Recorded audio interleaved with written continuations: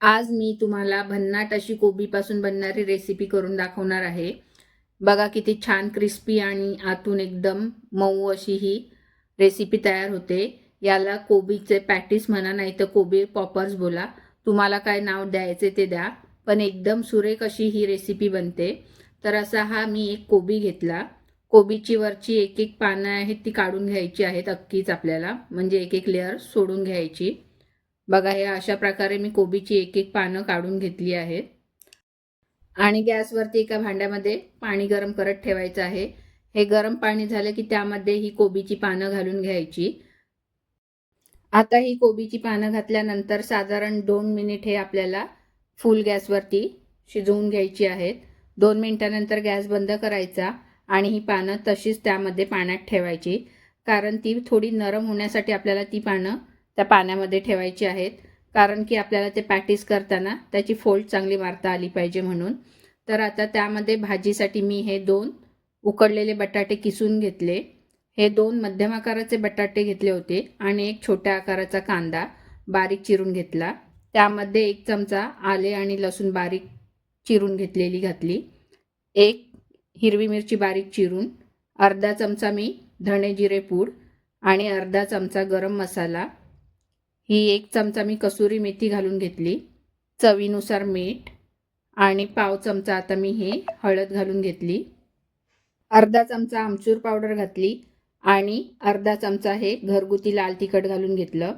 हे सर्व एकत्र केल्यानंतर हलक्या हाताने हे आपल्याला मिक्स करून घ्यायचं आहे, म्हणजे जे का आपण बटाटे किसले आहेत ते आपल्याला एकदम बारीक, म्हणजे असं पिठासारखा गोळा तयार करायचा नाही आहे, थोडं असं जाडसरच ठेवायचं आहे। म्हणून मी हे हलक्या हाताने मिक्स करून घेतलं। आता हे मिक्स झाल्यानंतर त्यामध्ये मी ही थोडीशी बारीक चिरलेली कोथिंबीर घालून घेतली। कोथिंबीर घातल्यानंतर पुन्हा हे एकत्र करून घेतलं। हे बघा, छान असं हे हलक्या हाताने एकत्र करून घ्यायचं आहे।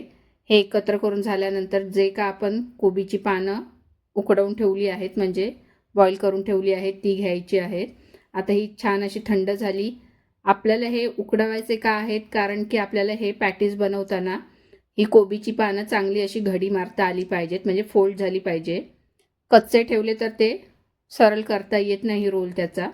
आता ही अशी एक एक पानं घ्यायची आणि त्यामध्ये जी आपण भाजी तयार करून घेतली आहे ती मध्ये भरून घ्यायची, छान अशी दाबायची आणि आपल्याला हे आता पॅटीस तयार करून घ्यायचे आहेत। बघा, हे अशी मी भाजी छान दाबून घेतली आणि साईडचे कोपरे आहेत ते आतमध्ये फोल्ड करून हे अशी मी घडी मारून घेतली त्याची। बघा, छान असे हे पॅटीस मी तयार करून घेतले। अशाच प्रकारे बाकीच्या सुद्धा मी पानामध्ये भाजी भरून ही अशी पॅटीस तयार करून घेतली। कोबीचे देठ जास्त कडक असले तर ते आपण शिजायला टाकतो त्याच्या अगोदर सुरीने काढून घ्यायचे आणि शिजत टाकायचे। अशाच प्रकारे हे बाकीचे सुद्धा मी पॅटीस तयार करून घेतले। बघा, हे असे सर्व तयार करून घेतले आणि एकत्र करून ठेवले। बघा, किती छान असे हे तयार होतात। शक्यतो ते उलट्या साईडनेच आपण ठेवायचे, म्हणजे ती पानं आपली आहे ती ओपन होत नाही, त्याच्यावरती प्रेशर पडतो आणि ती बसून राहतात घट्ट अशी। तर आता वरचं बॅटर बनवण्यासाठी मी हे 1 वाटी बेसन घेतलं, त्यामध्ये थोडीशी कोथिंबीर, अर्धा चमचा लाल तिखट घालून घेतलं, म्हणजे जसं आपण बटाटा भाजीसाठी आपण बॅटर बनवतो तसं आपल्याला हे बॅटर बनवून घ्यायचं आहे। पाव चमचा हळद, चवीनुसार मीठ आणि हा पाव चमचा मी ओवा घालून घेतला।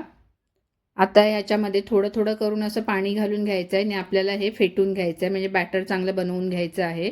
बघा, पहिलं मी हे थोडंसंच पाणी घातलं आहे आणि चमच्याने हे मी एकत्र करून घेते, म्हणजे मिक्स करून घेते, त्यातल्या गुठल्या आहेत त्या काढून घ्यायच्या। बघा, हे याच्यामध्ये मी आधी थोडंसंच पाणी घालून हे केलं होतं, पुन्हा मी थोडं पाणी घातलं आणि आता हे असं बॅटर तयार करून घेतलं। बघा, जसं आपण बटाटा भाजीसाठी तयार करतो तसंच करून घ्यायचं आहे, जास्त घट्टसुद्धा नाही आणि जास्त पातळसुद्धा नाही। तर आता हे बॅटर तयार करत असेपर्यंत मी गॅसवरती तेल गरम करत ठेवलं होतं। बघा, हे एक एक करून असे आपले हे पॅटीस त्या बॅटरमध्ये घालायचे आहेत। आता ह्या पॅटीसवरती वरून चमच्याने हे बॅटर घालून घ्यायचं आणि काट्याच्या किंवा चमच्याच्या साहाय्याने हे बॅटरमधून काढून हलक्या हाताने तेलामध्ये सोडायचं। तेल मध्यम गरम करून घ्यायचं, जास्त गरम करून घ्यायचं नाही आणि गॅस जास्त फुलसुद्धा ठेवायचा नाही, नाहीतर त्या वरून असे लाल होतात, म्हणजे जास्त लगेचच करपून जातात। म्हणून मध्यम गॅसवरती हे आपल्याला फ्राय करून घ्यायचे आहे. स्लो गॅससुद्धा ठेवायचा नाही, नाहीतर ते तेलकट होणार. त्यासाठी आपल्याला मध्यम गॅस ठेवूनच हे फ्राय करून घ्यायचे आहेत. गोल्डन कलर येईपर्यंत आपल्याला हे छान असे क्रिस्पी होईपर्यंत फ्राय करायचे आहेत. बघा, हे मध्ये मध्ये असे चमच्याने फिरवून घ्यायचे. ह्याचा कलरसुद्धा आता चेंज व्हायला लागला आहे. बघा किती छान असा कलर आला आहे. आता हे आपले फ्राय झालेले आहे. साधारण 4 ते 5 मिनिटात हे आपले फ्राय होतात. फ्राय झाल्यानंतर हे काढून घ्यायचे. गोल्डन कलर चांगला आलेला आहे आणि गरम गरम हे आपण खायला घ्यायचे. जर का आपल्याकडे अचानक असे पाहुणे आले तर ही रेसिपी बनवून द्यायला काही हरकत नाही. एकदम सोपी आणि छान सुंदर अशी ही रेसिपी बनते. तर नक्की तुम्ही सुद्धा ह्या प्रकारे असे हे कोबीचे पॉपर्स बनवून बघा, म्हणजेच कोबीचे पॅटीस. आणि माझ्या चॅनलला लाईक, शेअर आणि सबस्क्राईब करा.